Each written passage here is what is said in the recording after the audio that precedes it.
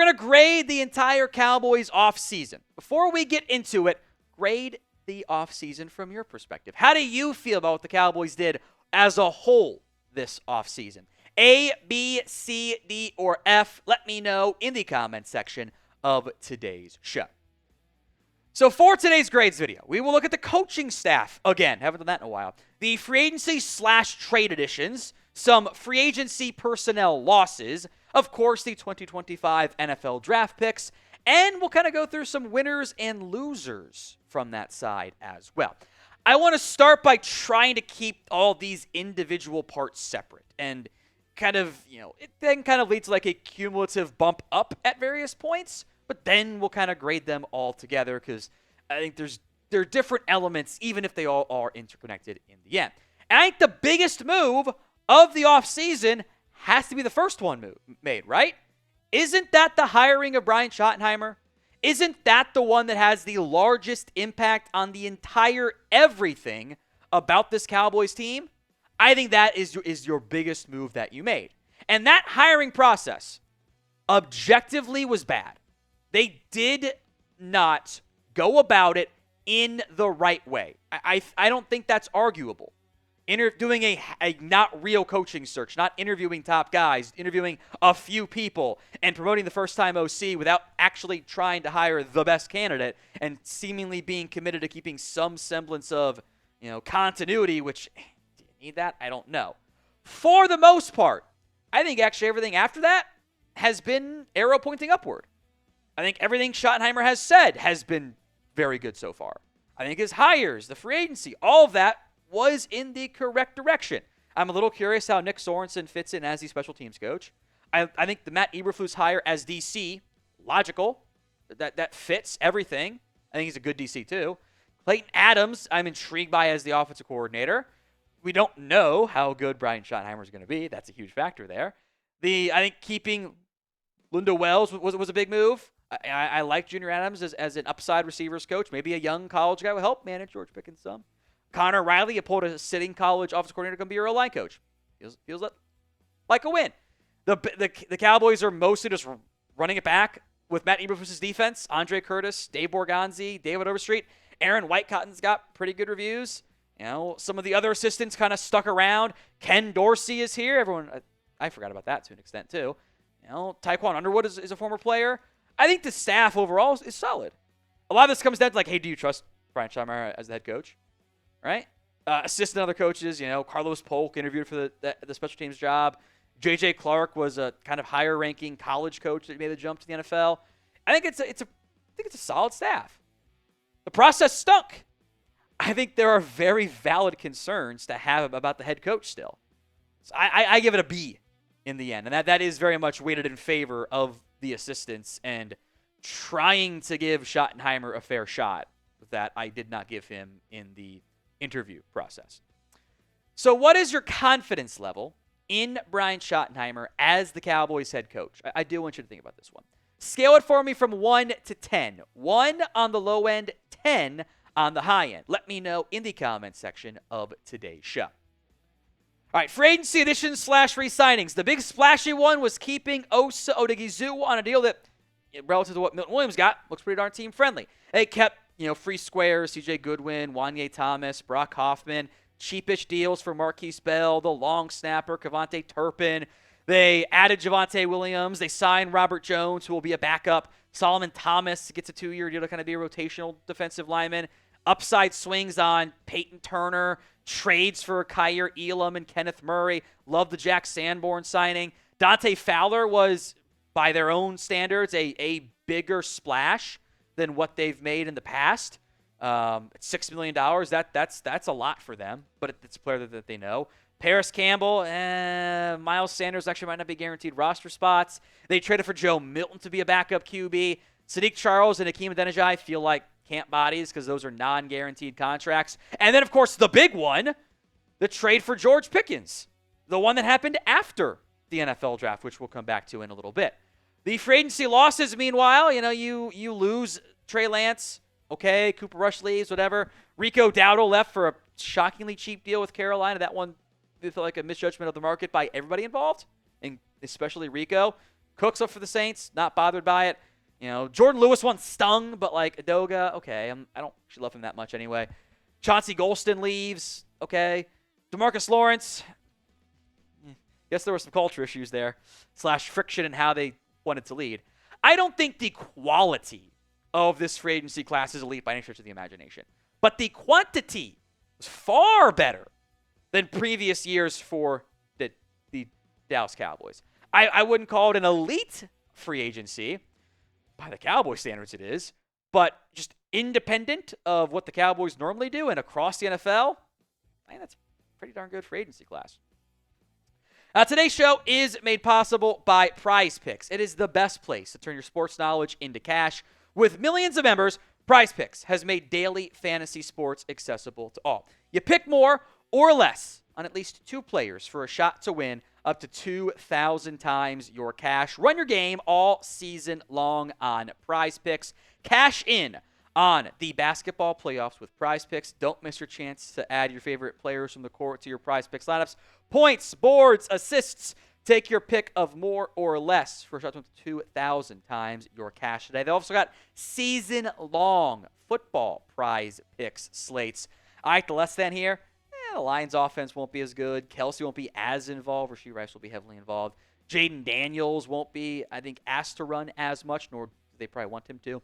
Download the app today and use code CLNS to get $50 instantly after you play your first $5 lineup. That's prizepicks.com/CLNS and use code CLNS to get $50 instantly after you play that first $5 lineup. It's Prize Picks. Run your game. Link will be in the comments section and the description of today's show. Then the draft happens. Tyler Booker in round 1, Ezaraku in the 2nd, Savone Revel in the 3rd, Jaden Blue and Shamar James in the 5th, Ajani Cornelius in the 6th round, Jay Toia in the 7th, Phil Maffa, Tommy Akinbasote out of Maryland in the 7th rounder. 9 picks. They traded up one time in the 5th round. Again, I didn't love the Booker pick. That one just wasn't as high on my board as it was on the Cowboys, but I do too much work going into this to just be like, well, the Cowboys did it, therefore it's good. I think it's going to be a damn good starter, though, so it wasn't a bad pick.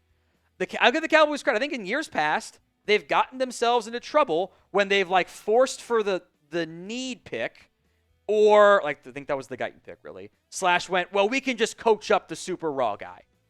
They just kind of went with, I think, the best player, especially on day 2. So, again, I thought it was a good draft. It's a very good draft. What was your favorite Cowboys offseason addition? Let me know in the comments section of today's show. I assume many of you will say the George Pickens trade. Which, again, that was the Cowboys' biggest splash in years. They have not made that level of impact, that level of sizable move. Amari Cooper? I think it's bigger than the Gilmore Cooks trade, which is probably about as close as they got. So before we get to some of other takeaways and offseason winners and whatnot there, I think by the Cowboys standards, it's probably an A+ offseason. Overall, I give it B+ / A- if you want to kind of cumulatively bump some things up.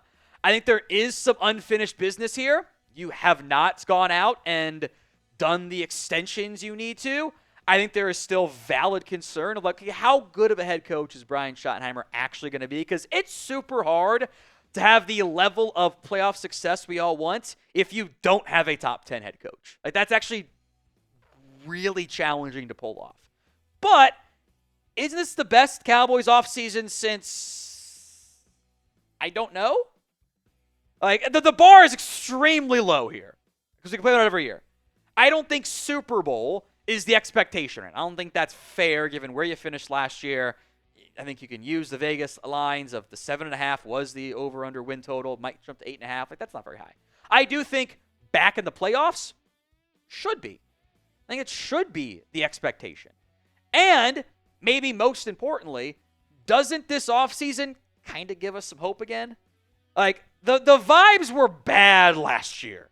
This time last year, man, I don't think we felt good. We were hoping for 10 wins. Now, maybe you're still hoping for 10 wins, but it's an upward arc instead of a downward one. And we'll have Cowboys videos all off-season and training camp long. Hit that sub button if you haven't already done so. Rapid fire, some of the biggest offseason winners. I think your passing game should be a lot better. Going from Brandon Cooks and Tolbert to George Pickens and hopefully better Jake Ferguson and hopefully healthy Dak Prescott. I think CeeDee Lamb is also a winner because it's not all on him now. I think Jake Ferguson counts as a winner. They didn't add tight end competition for him. Same goes with Guyton and Steele. And by the way, boy, is there a lot riding on those two players. They did not add a sixth-round pick. Does not change the outlook for those two players for their roles. The Cowboys need those two players to be good. They need them to Guyton to take a step forward in year 2, Steele to kind of get back to his pre-injury form. That has to happen. Hopefully the new schematic changes help both of those guys. Mozzie Smith, again, it's kind of like, what their roles, have they changed at all? Their outlook changed at all? A 7th-round pick, 2 of them, is not competition at nose guard. It's depth. It helps. Those guys could be good, but they're still going to give Mozzie Smith every chance to be that guy. Israel Mukuamu is, for me, this year's Rico Dowdle. I think he is primed, even though the money's not a lot, even though the expectation of impact could be low, the opportunity is extremely high. And he could have a big-time season as a potential nickel corner for the Dallas Cowboys. Some losers to come, and one of them sticks out to me for this question here. What is the biggest thing / move missing from this Cowboys offseason? Is it a new owner? Is it, signing Micah? Is it using the blinds at AT&T Stadium? Let me know in the comments section of today's show. I think underrated biggest loser, Mike McCarthy. Let's be honest here. Mike was not put in a position for success last season. He was set up for failure. Now, I think at various points he kind of accepted it with open arms more than he should have, but he was not put in a good spot last year. I think which is part of the whole issue I had last year of just not making a decision was stupid, but he was not set in a good spot. And I'm sure there's some jealousy because they traded for Pickens. McCarthy got Brandon Cooks and Tolbert as receiver options last year, and no offseason moves. With the Pickens trade, I think Tolbert, the other receivers, all kind of drop. Instead of fighting for 2 and 3, now you're fighting for 3 and 4. And Turpin's already a roster lock. There could be a surprise move there. Damone Clark, the linebacker, they added 3 linebackers this year. They signed Jack Sanborn. They signed Kenneth Murray, or they traded for Kenneth Murray. They draft Shamar James. He is, I think, potentially on his way out. Brock Hoffman, the lineman, went from being, he could be the starter at right guard to, he's the backup now in a span of 20 minutes during the draft, which kind of stunk. And then finally, I think it's the extension candidates. And this is the outlying thing for me, the biggest outlying thing that the Cowboys still have control over. You got a lot of good players. You got a lot of cap space. You should pay those guys. I think the Cowboys did a better job in free agency, got back to their normal ways in the draft. Let's continue, learning and evolving with the way that they handle their extensions. That is an area they have to be better at to maximize their own opportunities.